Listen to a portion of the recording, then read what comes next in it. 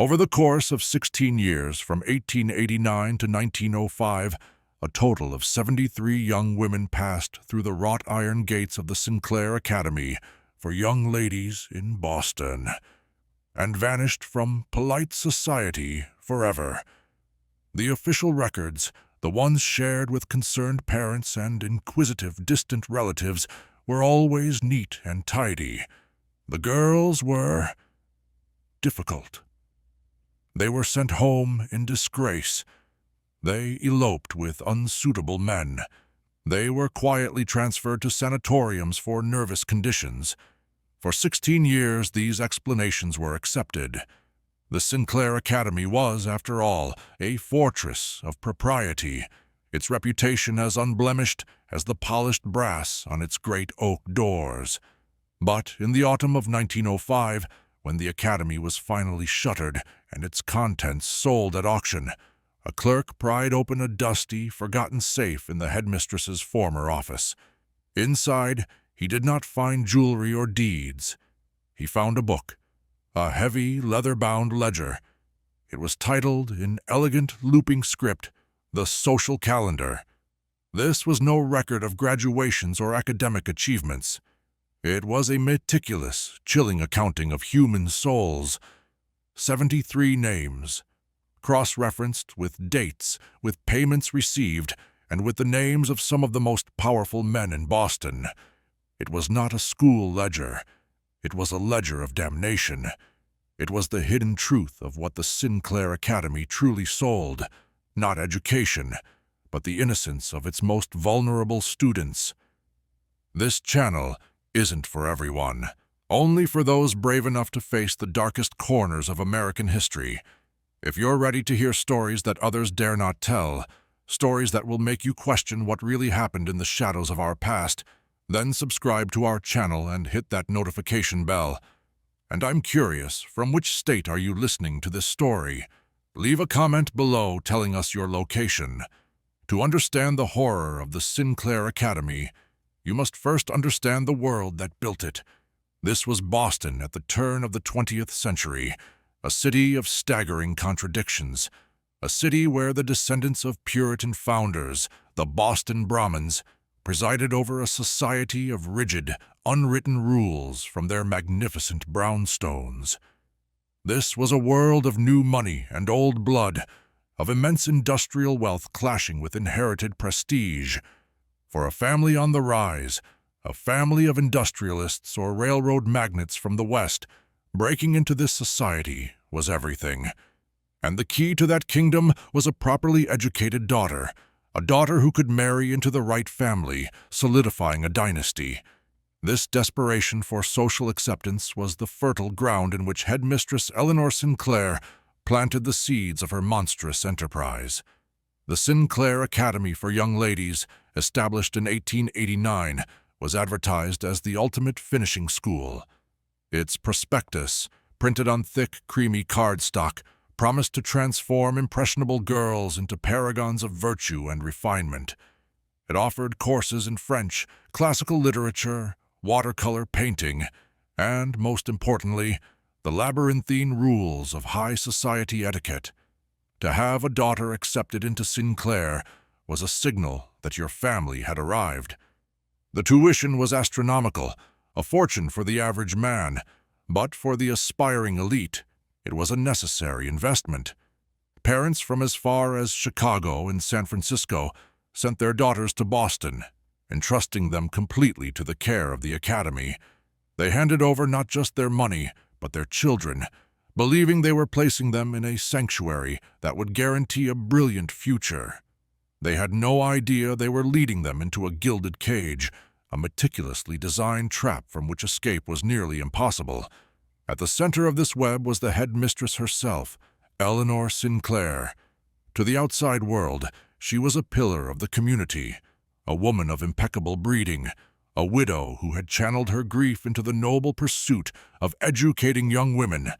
She spoke with a clipped, precise Brahmin accent and possessed an almost supernatural ability to command respect and fear with a single glance. Her smile, when it appeared, was a rare and calculated event, one that never quite reached her cold, appraising eyes. Internal letters, discovered long after her death, reveal her true philosophy. She did not see her students as children to be nurtured. She saw them as raw materials, clay to be molded, or, if found wanting, marble to be carved and sold. In a letter to a benefactor in 1891, she wrote, "Society requires a certain ornamentation. We provide the finest. We identify the potential, cultivate the bloom, and present it for appreciation. It is a service, nothing more, a necessary social function." This was her justification. In her mind, she wasn't a criminal. She was a gatekeeper, a curator of human beauty for a deserving clientele. This moral inversion, this belief that she was performing a service, is what allowed the horrors to continue for 16 years. But Eleanor Sinclair did not work alone. Every monstrous system requires a public face, a charming agent to soothe and select. For the Sinclair Academy, that agent was Mr. Julian Finch, the school's dancing master. Finch was everything Eleanor was not. He was suave, charismatic, and endlessly charming. The fathers respected his worldly air. The mothers were flattered by his attention, and the girls adored him. He was their confidant, the one faculty member who seemed to understand their dreams and anxieties. He taught them the waltz and the cotillion, but his true lessons were far more sinister. His job was to identify the most suitable candidates for Eleanor's social calendar. The initial modus operandi was a model of predatory efficiency. The ideal targets were not the daughters of Boston's most powerful families. Their disappearance would raise too many questions. Instead, Sinclair and Finch focused on the vulnerable, the daughters of the nouveau riche from out of state, desperate for acceptance and unfamiliar with the city's power dynamics. Girls from families fractured by death or divorce. And, most tragically, the orphans, young women with significant inheritances but no family to protect them or question the headmistress's authority. Once a girl was enrolled, a period of observation began. Finch would use his dancing and etiquette lessons to assess her. Was she beautiful? Yes, but that was only the beginning. Was she naive, eager to please? Did she possess a spark of rebellion that could be twisted into compliance? Did she lack a strong support system back home? He would document his findings in a private journal, using coded language. A girl with a bright spirit was defiant. One with a poetic soul was impressionable and easily manipulated. One who was musically inclined was graceful and disciplined. After a few months, he would present his recommendations to Eleanor Sinclair. Together, they would decide which new arrivals would be groomed for graduation, and which would be secretly entered into the dark ledger of the social calendar. The initial steps were subtle. A girl would be given special privileges, private lessons with Mr. Finch, new, more fashionable dresses, gifts from the Academy's patrons. She would be told she was special, chosen for a unique path to social triumph. It was a slow, deliberate campaign of psychological manipulation, designed to isolate her from her peers and make her utterly dependent on the approval of Finch and Sinclair. It was the first stage in a process that would strip away her identity, her future, and ultimately her life as she knew it. A predator, to be successful, must understand its prey. But to build an empire of predation, one must understand systems, control, and leverage. Eleanor Sinclair was not merely a predator, she was an architect of ruin, and her blueprint was the ledger discovered in her safe, the social calendar. This book was the engine of the entire operation. It was a masterpiece of clandestine accounting. Here, the lives of young women were reduced to entries in a column. Each girl designated a bouquet, her assigned client a patron. Their forced encounters were logged as arrangements, and the substantial payments were recorded as donations to the Academy endowment. The sophistication was breathtaking in its cruelty. The system that began with charm and flattery quickly escalated into an inescapable psychological prison. The grooming of Mr. Finch was merely the first lock on the cage door. The second was a carefully manufactured sense of obligation. A girl selected for the social calendar would be summoned to Eleanor Sinclair's office. There, the headmistress would lay out with chilling calm the enormous investment the Academy had made in her. The cost of her private tutors, her fine wardrobe, her very presence at this esteemed institution. She would be told that great men, men of influence and power, had taken a special interest in her future. Patrons of the arts and education, shadowy men in Victorian drawing rooms. Their faces are obscured or out of focus. They are smoking cigars, drinking brandy. She would be invited to a private soiree, an opportunity to practice her etiquette and demonstrate her refinement to these important benefactors. It was presented not as a request, but as a final examination, the culmination of her education. To refuse would be an act of profound ingratitude, a betrayal that would result in her immediate expulsion and public disgrace. Her family would be informed of her moral failings and rebellious nature. Her future would be destroyed. The first of these soirees was never held at the Academy itself. That would be too risky. Instead, a carriage would arrive for the girl after dark.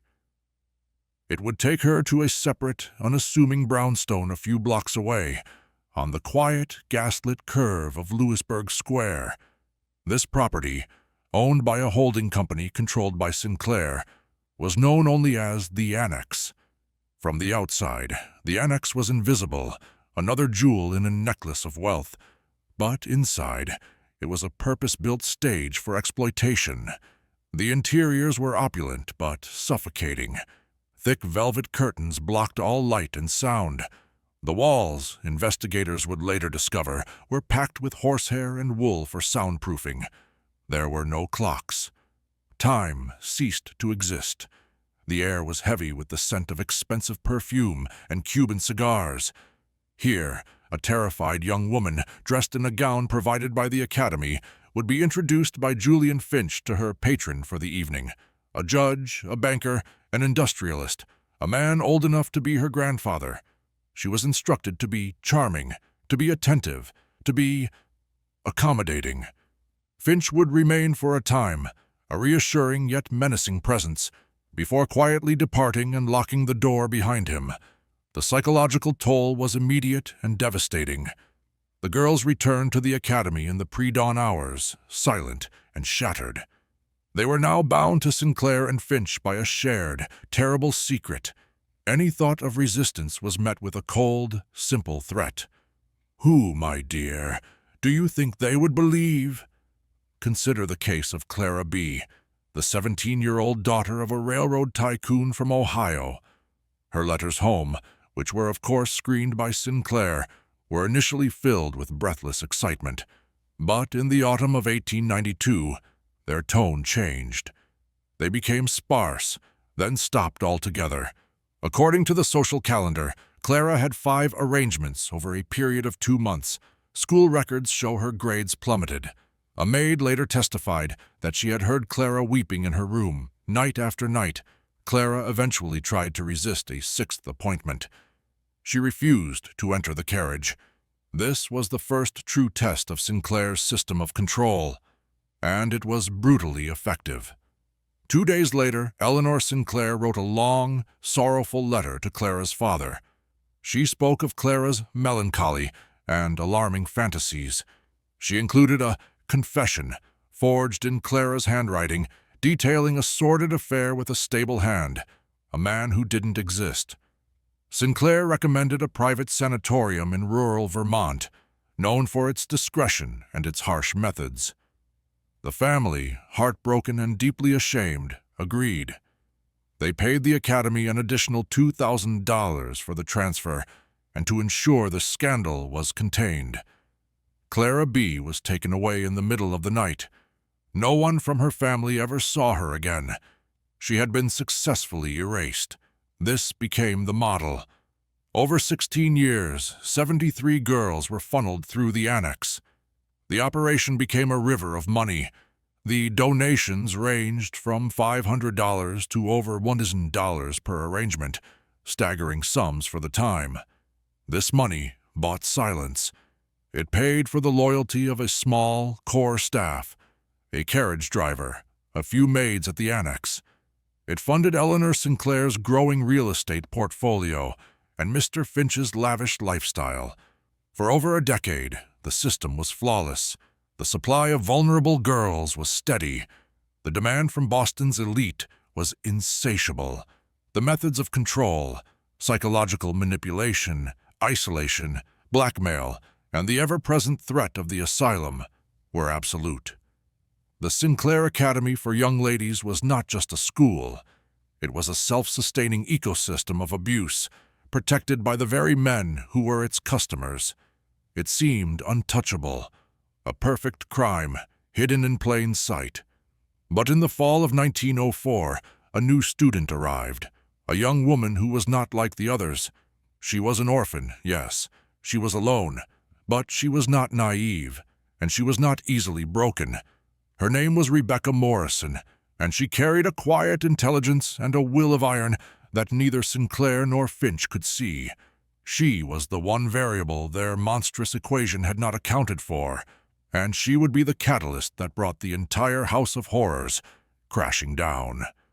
For 15 years, the gears of Eleanor Sinclair's machine had turned without a single grain of sand to disrupt them.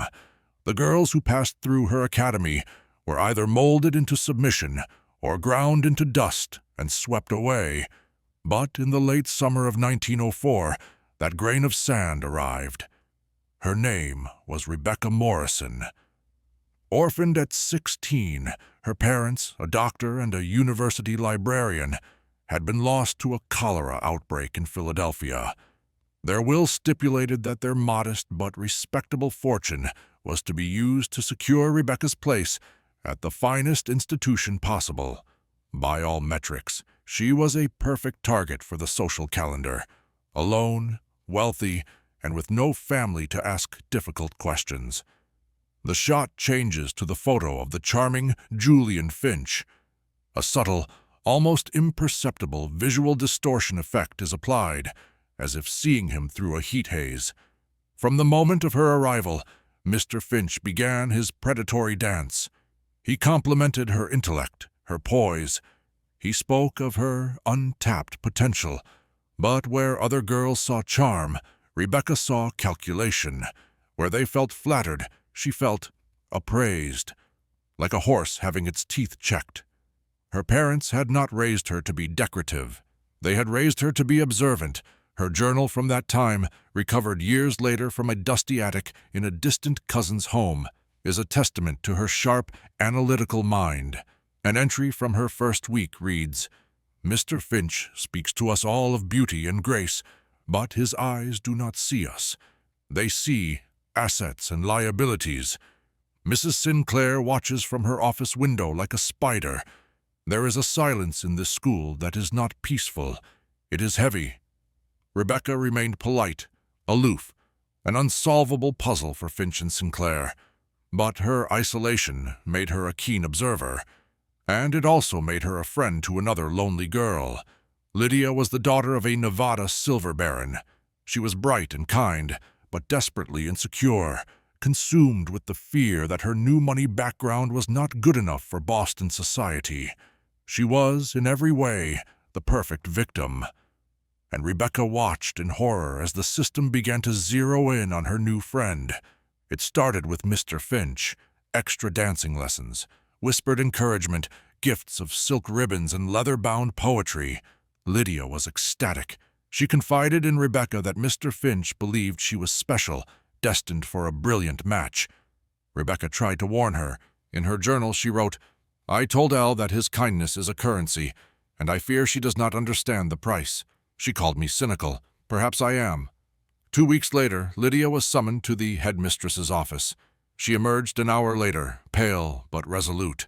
She had been chosen for a private soiree at the annex, a chance to meet a powerful patron of the academy. The final test. The night the carriage came for Lydia, Rebecca watched from her dormitory window. She noted the carriage had no crest. The horses were black. The driver was a hulking figure who never spoke a word. The carriage turned left at the end of the street, towards Louisburg Square, and disappeared into the fog. Lydia was returned just before dawn. Rebecca, who had not slept, met her in the hallway.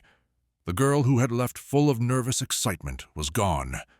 In her place was a hollowed-out shell. Her eyes were vacant. There was a dark bruise on her wrist, which she tried to hide with her sleeve. She wouldn't speak of what happened.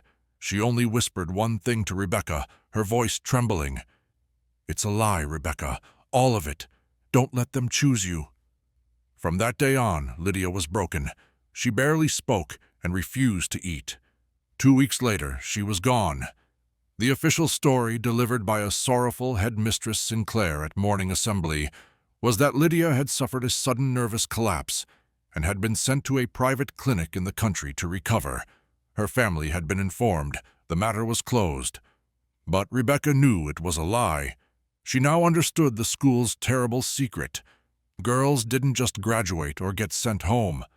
They were used, broken, and then disposed of, erased, and she knew with chilling certainty that her turn on the social calendar was coming. But Rebecca Morrison was not the type to be erased. She was the type to fight back. She began her own silent, terrifying investigation. She feigned sleep and documented the late-night arrivals and departures of the unmarked carriage. She kept a list of the girls who were given special attention by Finch and cross-referenced it with those who suddenly became withdrawn or vanished entirely. She was gathering intelligence, building a case in the pages of her secret journal, a single candle against an overwhelming darkness. She knew suspicion was not enough. She needed proof, irrefutable proof. And that proof, she reasoned, had to be in Eleanor Sinclair's office, the Spider's parlor. Just when everything seems to be coming to a head in this terrifying tale of the Sinclair Academy, I want to pause for a moment. If this story is giving you chills, share this video with a friend who loves dark mysteries. Hit that like button to support our content. And don't forget to subscribe to never miss stories like this. The truth about what happened next is even more shocking than what we've uncovered so far. Let's discover together how this house of horrors finally came crashing down. Rebecca's opportunity came during the annual Founders' Day pageant. While the entire school was occupied with a lengthy, tedious performance in the main hall, Rebecca faked a migraine, allowing her to slip away to her dormitory. But she didn't go to her room. Heart-pounding, she made her way through the silent, echoing West Wing towards the one place students were forbidden to enter. Sinclair's office was unlocked, a sign of the headmistress's supreme arrogance. The room was just as she imagined it, immaculate, oppressive, and cold. Her eyes scanned the room, the massive oak desk, the locked file cabinets. Then she saw it, the safe, a hulking black iron beast impossible to open. For a moment, she felt a wave of despair. But then on the desk, partially hidden beneath a blotter, she saw a small, personal appointments book, not the official ledger, but Sinclair's private diary. Her hands trembling, Rebecca opened it. The pages were filled with Sinclair's spidery script, detailing mundane meetings and reminders. But then she found it, an entry for the week prior. It read, Lydia N. Final disposition, arrange transfer with Dr. Albright, bill family for restorative care, settle an account from J.M. in the ledger. It was a Rosetta Stone of horror. Final disposition, settle account in ledger. It confirmed everything. The clinic was a lie, the payments were for silence, and the ledger was real. She couldn't take the book. Its absence would be noticed immediately. With precious seconds ticking by, she did the only thing she could. She carefully tore out that single, damning page, folded it into a tiny square, and hid it in the lining of her shoe. She had her first piece of physical evidence. But now she was no longer just a witness. She was a conspirator, holding a declaration of war against the most powerful people in Boston. And she had no idea that her quiet act of defiance had just sealed the fate of the Sinclair Academy and her own. Rebecca Morrison now possessed a fragment of the truth, a single page torn from the heart of the conspiracy. But this piece of paper was as much a death sentence as it was evidence. A 17-year-old orphan girl, even one with Rebecca's intellect and fire, could not walk into a Boston police station and accuse the city's elite of monstrous crimes. Who would believe her? She would be dismissed as hysterical, or worse, committed to an asylum on Eleanor Sinclair's word alone, her proof disappearing with her. She was a prisoner, armed with a terrible secret, and she knew her time was running out. Mr. Finch's attention had intensified. His charm had curdled into something cloying and predatory. He would find her in the library, his hand lingering on her shoulder for too long. He would ask probing questions about her family, her inheritance, her loneliness. He was assessing her, and she could feel the cold shadow of the annex, drawing closer every day. Her journal entries from this period are frantic, desperate. Every locked door in this place feels like a coffin lid. I see Lydia's face in every darkened window. I have the proof, but to whom do I deliver it? Who in this city is not owned by them? The answer came from an unexpected place. The Sinclair Academy, for all its pretense of secular refinement, required its students to attend Sunday services, not at the grand cathedrals of the Brahmins, but at a small, respectable Episcopalian chapel nearby. It was a calculated choice by Sinclair, pious enough to satisfy parents, but not influential enough to have a rector who might pry too deeply. The chapel was run by Father Thomas Ryan. A man nearing the end of his career, Father Ryan was considered a relic by the church hierarchy. He was an Irish immigrant who had spent 40 years tending to the city's poor and forgotten in the rough parishes of South Boston and Dorchester. He had seen the true cost of the city's gilded progress, the poverty, the corruption, the exploitation. He was known for his blunt sermons, his distrust of wealth, and his fierce, unwavering moral compass. He was, in short, everything Eleanor Sinclair and her patrons despised, and he was Rebecca's last hope. For weeks Rebecca observed him, listening to his sermons about hypocrisy and the duties of the strong to protect the weak. She saw how he spoke to the servants and laborers after the service, with a respect and kindness he did not afford the wealthy. She decided to risk everything on a single leap of faith. One Sunday, after the service, she feigned a dizzy spell, allowing the other Sinclair girls to leave without her. She approached Father Ryan as he was snuffing the candles on the altar. He turned, his expression weary, expecting a trite question about Scripture. What he got was a terrified whisper. "Father," she began, her voice barely audible, "I am a student at the Sinclair Academy. I need to confess, but not to God, to you, and it is not my sin I must confess." Something in her eyes, a desperate intelligence, a terror that went beyond teenage angst, stopped him cold. He led her not to the confessional, but to the cold stone of the front pew. There, in the hushed, cavernous silence of the empty church, Rebecca Morrison told her story.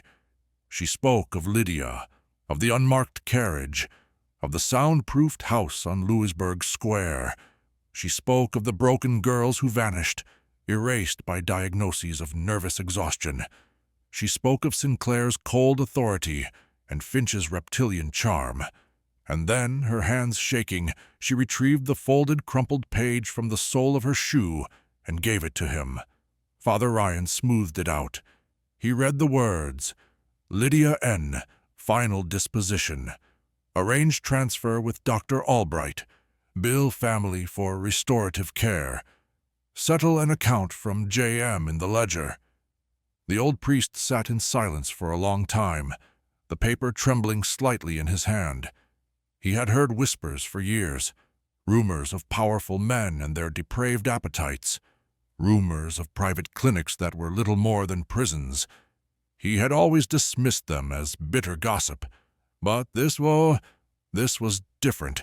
This was a piece of the machinery. He looked at the pale, determined face of the girl before him and saw not a hysteric, but a witness. And in that moment, he made a choice. He would not fail her. "Child," he said, his voice a low rumble, "what you have done, the risk you have taken, God forgive me for not seeing it sooner." He folded the paper carefully and placed it in his breast pocket. "You cannot go back to that place, not now." The plan they hatched was born of desperation. Rebecca would return to the school and act as if nothing had happened. She was to feign a growing submission to Finch's influence, to appear as if she were finally succumbing. She would become the bait. Meanwhile, Father Ryan would use the one weapon he had left, his 40 years of connections, not with the powerful, but with the powerless. He knew retired policemen who had been forced out for being too honest. He knew journalists at small, rabble-rousing papers who despised the city's ruling class. And he knew a man who owed him a life-altering debt.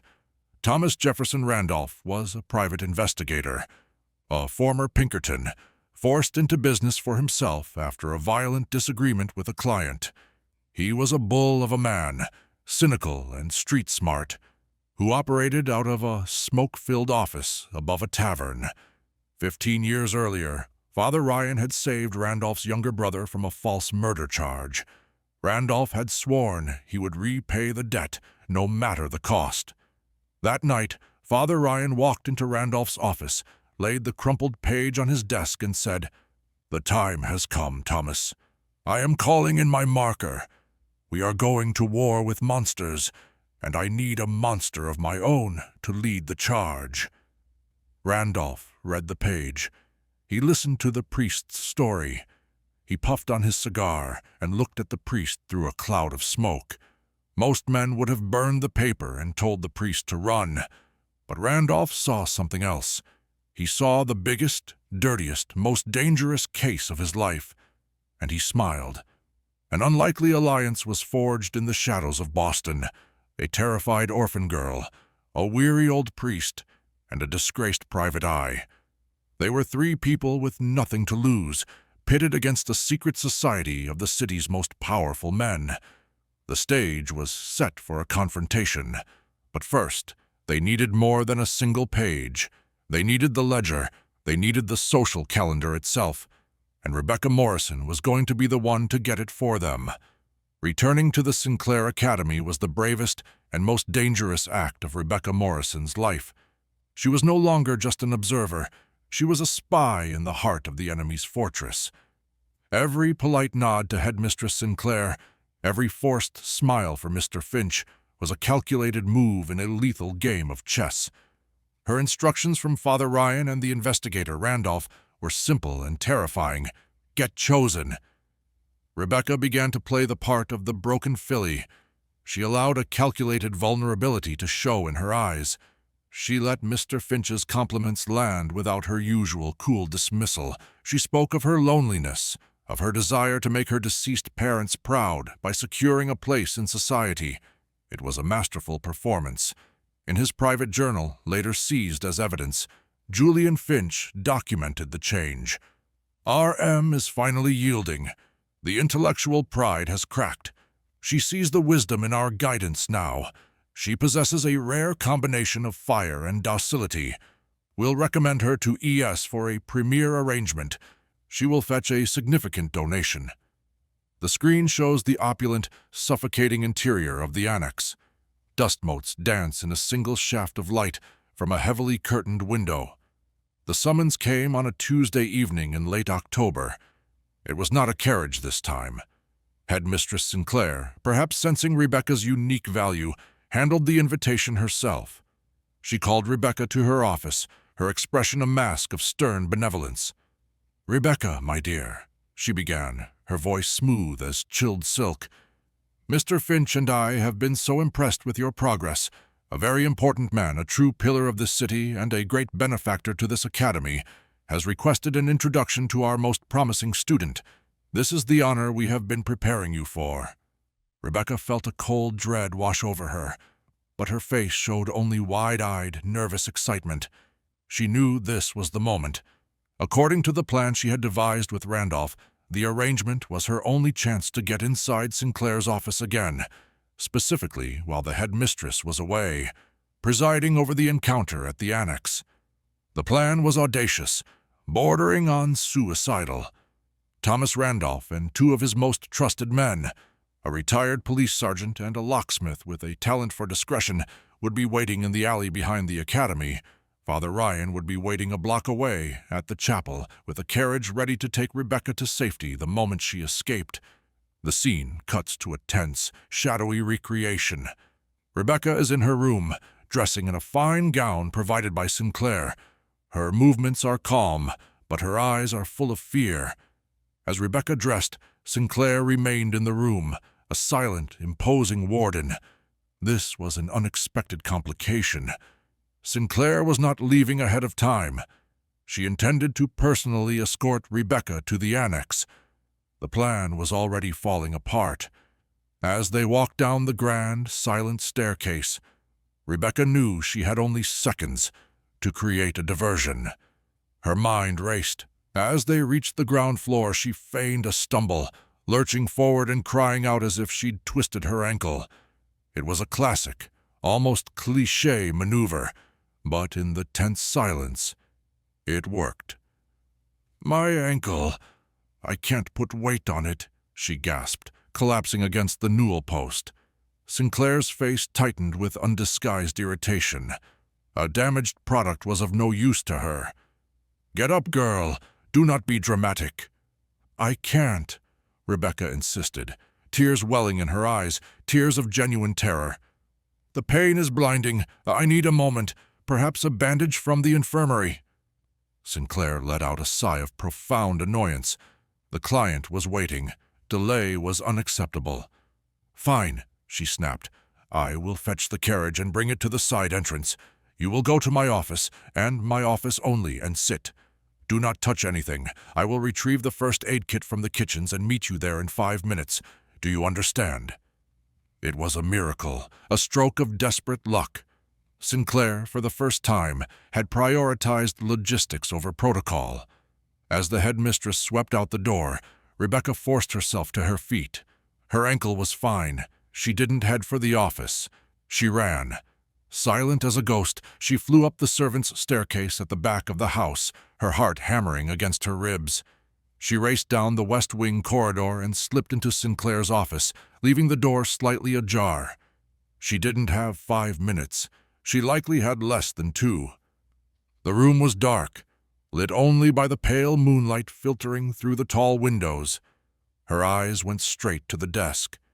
The small appointment book was there, but she ignored it. She needed the ledger. Her eyes darted around the room, landing on the massive black iron safe. The linchpin of the entire operation. Her agreement with Randolph was that if she could get into the office, she was to signal him by lighting the lamp on Sinclair's desk and placing it in the window. But she had no time. Sinclair would be back any second. Panic warred with her methodical mind. Where would a woman like Sinclair hide the key? Not on her person, too risky. Somewhere close, somewhere symbolic. Her eyes fell upon the portrait of Sinclair's stern-faced husband that hung above the mantelpiece. An idea sparked. She dragged a heavy chair over, climbed onto it, and ran her trembling fingers along the back of the ornate frame. There, a small flat key, taped securely to the wood. She scrambled down, raced to the safe, and inserted the key. It turned with a heavy, grating thunk. She pulled the heavy door open. And there it was, the social calendar ledger, sitting alone on the top shelf of the safe. It looks thick, heavy, and ancient, like a book of forbidden lore. The social calendar. It was larger, heavier than she ever imagined. She grabbed it with both hands. It felt like holding the weight of 73 ruined lives. Just as her fingers closed around it, she heard it. Footsteps, coming down the hall. Fast. Sinclair. There was no time to escape, no time to get to the window. In a split second of pure instinct, Rebecca did the only thing she could. She squeezed herself into the bottom of the large, surprisingly deep safe, pulling the massive book in with her. Her back pressed against the cold iron, and with the last of her strength, she reached out, grabbed the inside handle of the heavy door and pulled it shut just as the door to the office swung open. The world went black. The sound of the latch clicking into place was like a tomb ceiling. She was trapped in absolute darkness, in a cramped iron box, clutching the very evidence that could save her or be her coffin. She could hear Sinclair moving around the office, the rustle of her dress, her impatient sighs. Rebecca held her breath, praying the headmistress wouldn't think to check the safe. She could hear her own blood roaring in her ears, each second stretching into an eternity. We hear only the faint, muffled sounds of someone moving in a room, and the sound of Rebecca's terrified, suppressed breathing. The scene holds on the black screen for an uncomfortably long time before fading. Time ceased to have meaning. Inside the cold iron of the safe, Rebecca Morrison was entombed in absolute silence and darkness. The air grew warm and thin. She clutched the heavy ledger to her chest, its sharp corners digging into her ribs. It was her only connection to the world, the proof of a truth she might not live to tell. Outside, in the alleyway, Thomas Randolph shivered in the autumn chill, his patience wearing thin. The 5 minutes had stretched to 10, then 20. No light had appeared in the window. The plan had failed. His mind raced through the terrible possibilities. Had Rebecca been caught? Had she lost her nerve? Or had something far worse happened?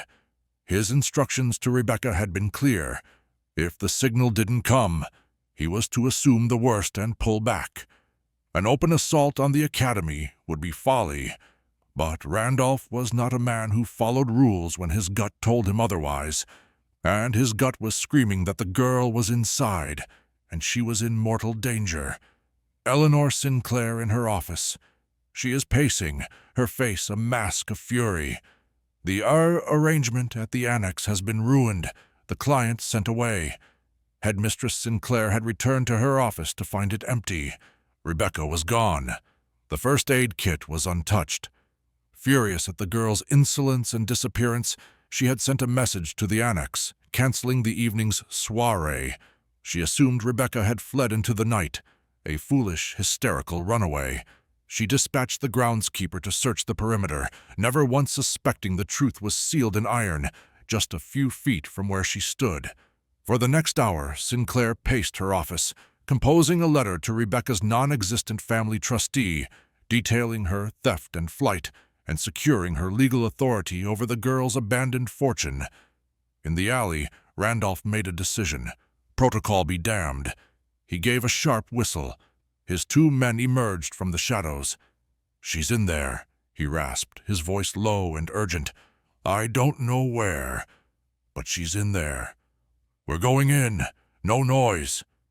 His locksmith, a wiry man named Finn, produced a set of thin metal picks. In less than a minute, the lock on the heavy side entrance door clicked open. The 3 men slipped inside, into the cavernous, silent kitchen of the Sinclair Academy. It felt like entering a mausoleum. They moved through the darkened service corridors, guided by Randolph's memory of the building's layout, a map he had spent days memorizing.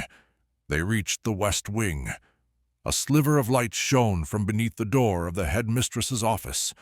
Randolph held up a hand, halting his men. He could hear the faint, angry muttering of Eleanor Sinclair inside. He drew a heavy revolver from his coat, the sound of the hammer being cocked, echoing unnaturally in the silence. He kicked the door open. Eleanor Sinclair spun around, her face a mixture of shock and outrage. "Who are you? How dare you?" Her words were cut short as Randolph's massive frame filled the doorway, the revolver leveled at her chest. "The game is over, Eleanor," he growled. Sinclair's shock instantly hardened into icy fury. She glanced at the bell pull on the wall, but Randolph's second man was already there, blocking it. "You've made a grave mistake," she hissed, her voice dripping with venom. "The men who protect this institution will see you buried." "Where is the girl?" Randolph demanded. "The little thief. She fled. An ungrateful, hysterical child," Sinclair sneered. Randolph's eyes scanned the room. The open chair by the fireplace, the desk, The safe. His gaze locked onto the massive iron box. It was an imposing, silent monolith. He turned his cold eyes back to Sinclair. "Open it." A flicker of genuine panic, the first he had seen, crossed her face. "That is my personal property. It's preposterous." "Open it," Randolph repeated, his voice dropping to a deadly calm. "Or I will put a bullet through the lock, and then one through you." A tense standoff ensued.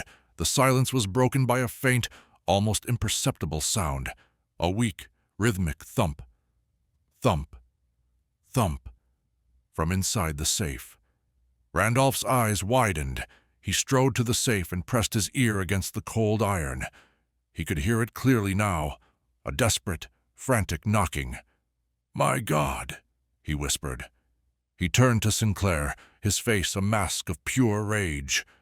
"The key, now." Trembling, Sinclair retrieved the key from behind the portrait and handed it over. Randolph's hands, surprisingly steady, inserted it into the lock and turned. He wrenched the heavy door open. Rebecca Morrison tumbled out onto the floor, gasping for air, blinking in the sudden lamplight. She was pale as death, her dress soaked with sweat, but clutched in her arms like a shield was the heavy, leather-bound ledger. She looked up, saw Randolph's grim face, and managed a single, hoarse word. "Here." At that moment, from the hallway, Julian Finch appeared, drawn by the commotion. He saw Rebecca on the floor, the open safe, the ledger in her arms, and the armed men. The charming mask fell away completely, replaced by a look of pure, snarling hatred. He lunged, not at Randolph, but at Rebecca, his hands outstretched like claws. "You little witch!" he screamed. "You've ruined everything!" He never reached her. Randolph's arms shot out, catching Finch by the throat and slamming him against the wall with enough force to crack the plaster. The dancing master choked and slumped to the floor, gasping. Randolph stood over the two cowering architects of this house of horrors. He picked up the social calendar from the floor where Rebecca had let it fall. He opened it to a random page, his eyes scanning the neat, damning columns. 73, he said softly, the number hanging in the air like a death sentence. He looked from the book to Sinclair, whose face was crumpled into a mask of utter defeat. "It's over." The confrontation was finished. The exposure had begun. The raid on the Sinclair Academy, led by a disgraced private eye and 2 associates, was illegal, unsanctioned, and utterly necessary. They now held the evidence, the perpetrators, and the star witness. But bringing the truth to light in a city, determined to keep it buried, would be a war all its own. The capture of Eleanor Sinclair and Julian Finch was not the end of the story. It was the detonation. Thomas Randolph knew he couldn't go to the compromised Boston police force.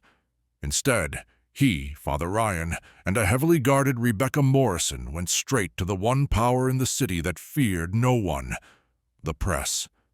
Specifically, to the offices of the Boston Sentinel, a populist newspaper known for its crusades against the city's corrupt elite. The story was an explosion of ink and outrage that shook Boston to its very foundations. The Sentinel published facsimiles of pages from the social calendar, redacting the names of the victims, but printing every damning detail of the arrangements and the donations.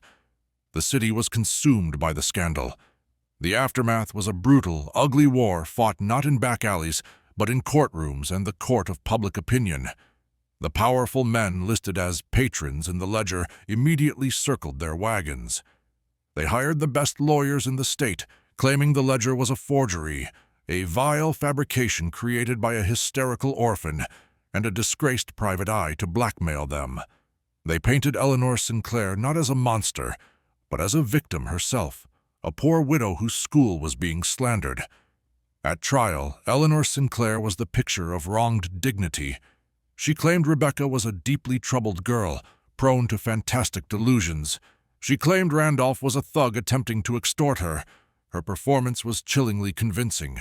Julian Finch, however, cracked under the pressure, offered a reduced sentence, he turned on his former mistress. His testimony was a lurid, detailed confession of the entire 16-year operation, from his methods of grooming to the soundproofed rooms of the annex. He spared no one, including himself. But the most powerful testimony came from Rebecca Morrison. For 3 days she sat on the witness stand, a slight figure in a simple dress. With unwavering calm and brutal clarity, she recounted everything she had seen. She spoke of Lydia's broken spirit, the late-night carriages, the feel of the cold iron in the safe. She spoke not with hysteria, but with a cold, righteous fury.